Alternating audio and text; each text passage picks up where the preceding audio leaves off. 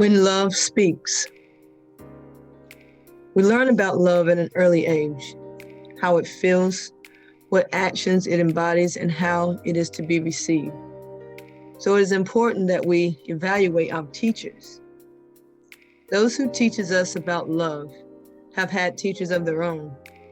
When you couple that with the individual experiences of love, the definition expands and at times also simultaneously diminishes. What is love?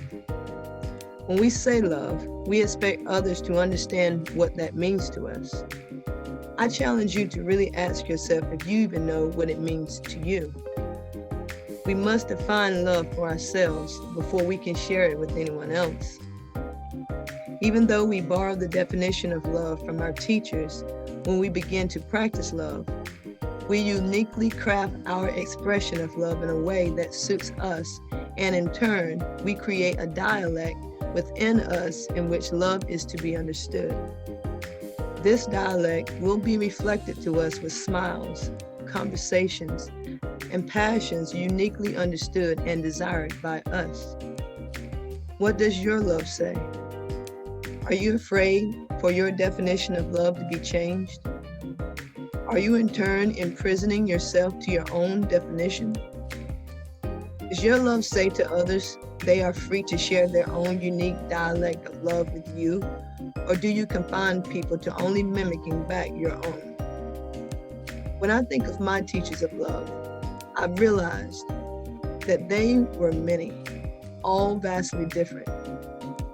My mother was an inverted ripe apple, sweet and juicy on the outside, while the bruises lived within. My father was delicate steel. My sister was an even mix of them both. I have two brothers, and their love was cool as the wind.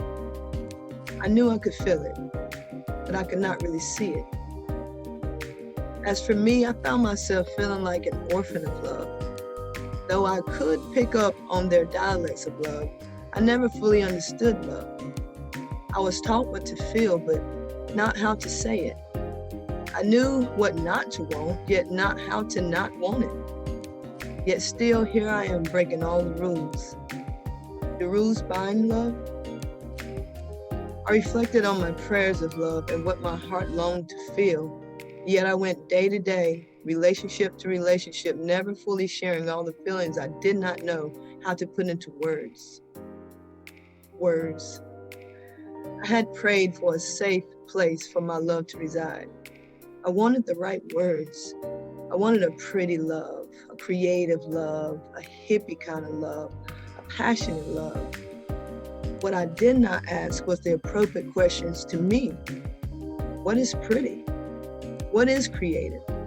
What is hippie? What is passionate? Words are letters coupled to make sounds.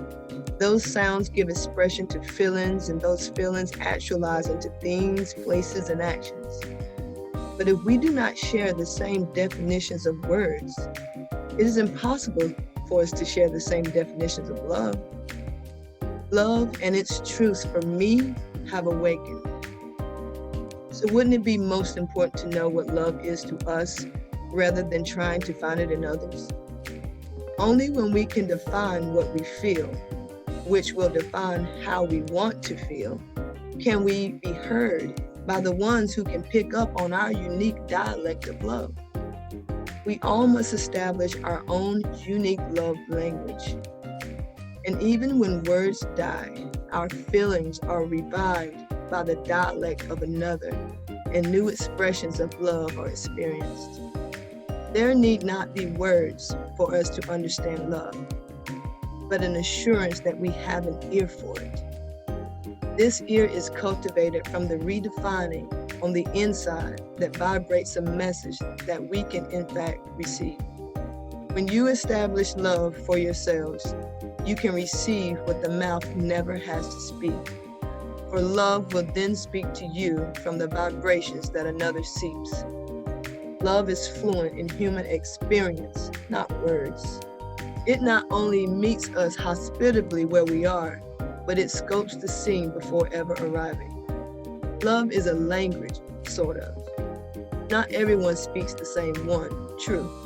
However, that language of love which we speak is only a form, a certain dialect, if you will, of love. True love speaks clearly to us all because love is not bound to words.